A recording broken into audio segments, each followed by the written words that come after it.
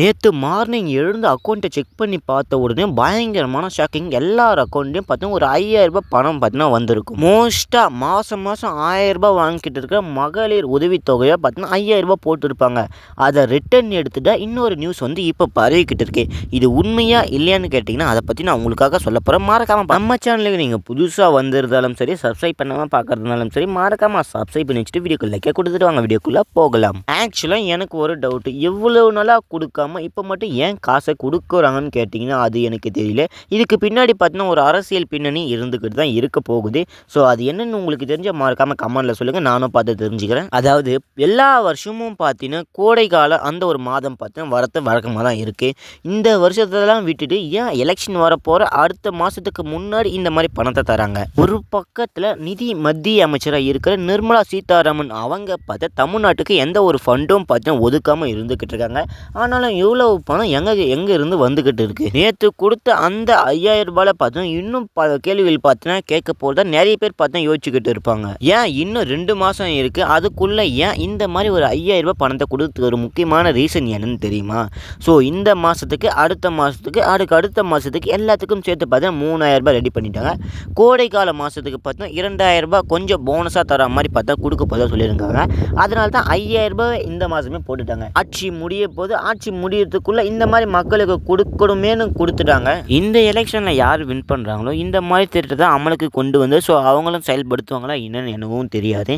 So அதனால் கொடுத்து முடிக்க வேண்டிய கடமை, அதனால் கொடுத்து முடிச்சிடலாமே முன்னாடியே. ஏன்னா எலெக்ஷன் வரதுக்கு முன்னாடி மாதம் பார்த்தீங்கன்னா கொடுக்க முடியாதுன்னு பார்த்தா ஒரு சில வார்த்தைகள்லாம் பார்த்தீங்கன்னா வருது அடிபட்டுக்கிட்டு இருக்கு. ஸோ அதனால் கொடுக்கக்கூடாது. எனக்கு ஒரு கொஷின், மத்திய அமைச்சர் நமக்கு நிதியை ஒதுக்காதப்போ இவ்வளோ பணம் எங்கேருந்து வருது? நிறைய பேர் எடுக்கிறவங்க எடுத்து முடிச்சுட்டு இருப்பாங்க. இப்போ என்ன பண்ணுறதுன்னா ஸோ நிறைய பேருக்கு அக்கௌண்ட்லேருந்து எடுத்து தான் பார்த்தீங்கன்னா ஒரு நியூஸ் பார்த்தீங்கன்னா வந்துக்கிட்டு இருக்கு.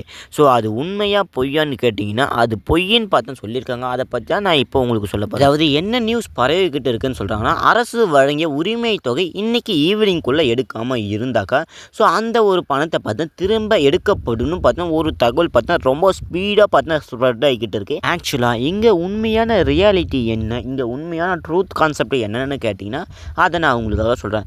தமிழ்நாடு அரசு வழங்கக்கூடிய கலைஞர் உரிமை தொகை திட்டத்தின் கீழ் பிப்ரவரி, மார்ச், ஏப்ரல் இந்த 3 மாதத்துக்கு சேர்த்து முன்பணமாக ஸோ 3000 கொடுக்க போத சொல்லியிருக்காங்க.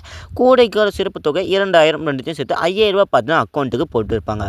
ஸோ இத்தொகையை அன்று மாலைக்குள் வங்கியில் இருந்து எடுத்து விட வேண்டும் என்பது பார்த்தீங்கன்னா முற்றிலும் ஒரு தவறான விஷயம்னு பார்த்தா சொல்லியிருக்காங்க. எந்த ஒரு அறிவிப்பும் பார்த்தா நாங்களுடைய தமிழ்நாடு அரசு கவர்மெண்ட்டில் இருந்து பார்த்தா அறிவிக்கலைன்னு சொல்லியிருக்காங்க. அப்போனா இது முழுக்க பார்த்தா ஃபேக் நியூஸ்ன்னு சொல்கிறாங்க.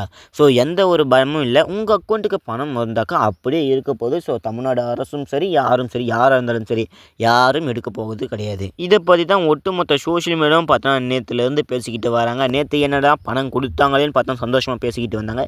இன்றைக்கி என்னடா பணம் எடுத்துட்டாங்களோன்னு ஒரு பயத்தில் பார்த்தா பேசிக்கிட்டு வராங்க. இப்போ ரியாலிட்டியாக பார்த்தா நடந்துக்கிட்டு இருக்கு. இதை பற்றி நீங்கள் நினைக்கிறீங்க மறக்காம கமெண்ட் சொல்லிட்டு வீடியோ பிடிச்சா லைக்கை கொடுத்துட்டு ஷேர் பண்ணிட்டு சப்ஸ்கிரைப் பண்ணிச்சுங்க.